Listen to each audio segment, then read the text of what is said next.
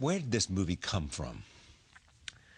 Well, I've had the idea for it, not a story, but I kind of had the idea for about 8 years or so. And the idea was, at its simplest form, was a man who was a slave during the antebellum South, before the Civil War, who would get free through some circumstance which I hadn't figured out yet.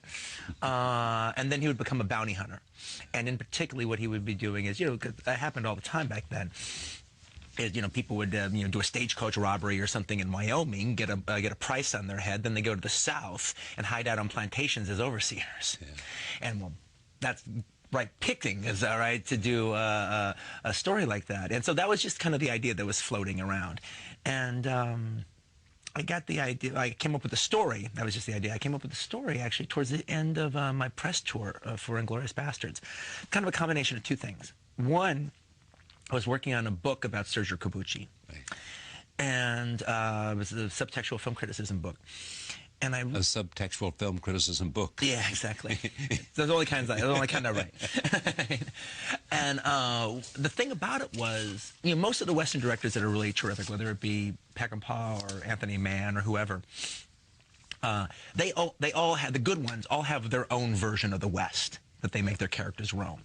And Corbucci had the most brutal, violent, bleakest West and surreal version of the West imaginable. And I think part of the reason was because he was still dealing with the fascism left over from World War II, from being under Mussolini.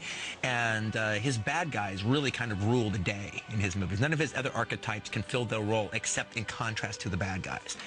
And the bad guys in particularly represented fascism in almost every incarnation. When the bad guys take over one of his Western towns, it's completely like a Nazi occupation.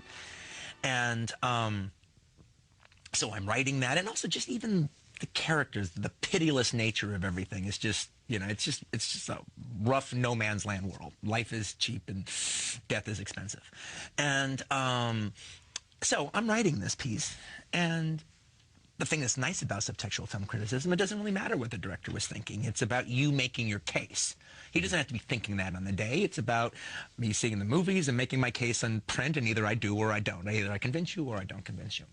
So at some point, I'm writing this, and I think, well, I'm diving into this and digging it, and I'm thinking, well, truthfully, I don't really know if he was thinking any of these things. But I know I'm thinking it, and I can do this.